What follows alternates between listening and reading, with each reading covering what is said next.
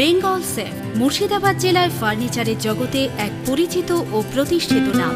Bengal safe 57 বিবি Sen road, Baharampur, Murshidabad. আরও একবার সাংবাদিক বৈঠক থেকে হুমায়ুন কবিরের ভাইরাল ভিডিও ও তৃণমূল দলকে আক্রমণ করলেন অধীর রঞ্জন চৌধুরী।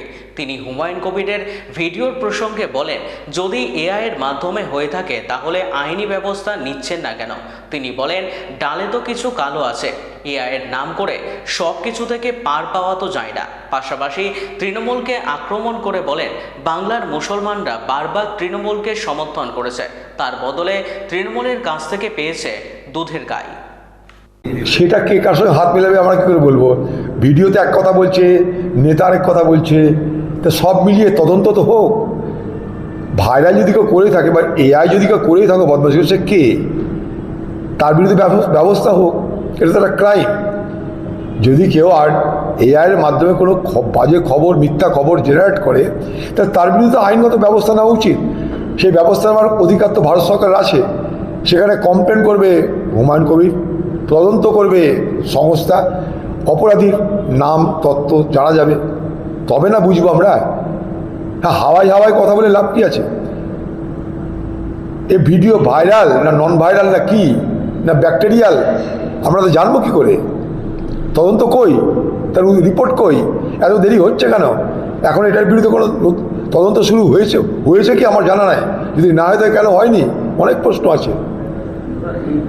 ডাল মে তো কুছ কালা হয় জরুর, এমনি তো হচ্ছে না। এতদিন হয়নি, হঠাৎ করে এআই এর নাম দিয়ে সব কিছু থেকে পার পাওয়া তো যাবে না। মানুষ তো দেখছে চোখের সামনে। ভাই, বিরোধিতা করতে গেলে আমার কোনো এটার দায়িত্ব আমার নয়, এটাকে অস্বীকার করতে গেলে তার ব্যবস্থা আছে, সেই ব্যবস্থা যাচ্ছে না কেন? হাইকোর্ট আছে, সুপ্রিম কোর্ট আছে, পুলিশ আছে, ক্রাইম সাইবার ক্রাইম আছে, সেখানে তারা যাচ্ছে না কেন? হাওয়ায় হাওয়ায় আমাদেরকে বুঝিয়ে লাভ কী আছে? বাংলার মুখ্যমন্ত্রী মমতা ব্যানার্জিকে বারবার মুসলমানরা সমর্থন করেছে, তার বিনিময়ে উপাধি পেয়েছে কি? দুধের গাই। পশ্চিমবঙ্গের মুসলমানরা মমতা ব্যানার্জিকে দুধের গাই। এখানে যদি ওয়াকফ সম্পত্তির দখলের বিরুদ্ধে কোনো আন্দোলন করতে হয়, তাহলে বাংলার মুখ্যমন্ত্রী যে ধমক খেতে হয় কি, ওয়াকফ নিয়ে আন্দোলন করতে গেলে পশ্চিমবঙ্গে না দিল্লিতে গিয়ে আন্দোলন করো। এই বাংলার মুখ্যমন্ত্রীর অদক্ষতায়, অকর্মণ্যতার কারণে এসআইআর প্রক্রিয়ায় নির্বাচন কমিশন এবং তার সঙ্গে সঙ্গে বাংলার সরকারের অদক্ষতার কারণে এই বাংলায় লক্ষ লক্ষ মানুষ আজ ভোটদান থেকে বঞ্চিত থাকছে। ওকালতি করে আপনি সুপ্রিম কোর্ট গেলেন, উকিল হয়ে সুপ্রিম কোর্ট গিয়ে তিনি এমন বিচারের ব্যবস্থা করলেন, এমন তিনি তার রায় নিয়ে এলেন যে সেখানে বিচারাধীন হয়ে গেল সব বিষয়টা, এবং তার পরিণামে আমাদের ভুগতে হচ্ছে। যখন মানুষ ভুগছে তখন মমতা ব্যানার্জি কী করছে? তিনি বলেছিলেন যে পশ্চিমবঙ্গে যতক্ষণ পর্যন্ত একটাও বৈধ ভোটার থাকবে, বাকি আমি ততক্ষণ পর্যন্ত আমার নাম তুলব না এসআইআরে। কিন্তু পশ্চিমবঙ্গে যখন লক্ষ লক্ষ মানুষ ভোটদানের প্রক্রিয়া থেকে বঞ্চিত থাকছে, তখন বাংলার মুখ্যমন্ত্রীর নাম অনেক আগে তুলে রেখেছেন, এবং তাদের জন্য তার আজ কোনো লড়াই নেই। যদি লড়াই থাকতো তাহলে তাকে দেখতে পেতাম আমরা সুপ্রিম কোর্টে। আমি তাই তার কাছে দাবি করেছিলাম, যখন লক্ষ লক্ষ মানুষের ভোট দেওয়ার অধিকার কেড়ে নেওয়া হলো, তখন পশ্চিমবঙ্গে ভোট কেন হবে? ভোট কেন স্থগিত করা হবে না?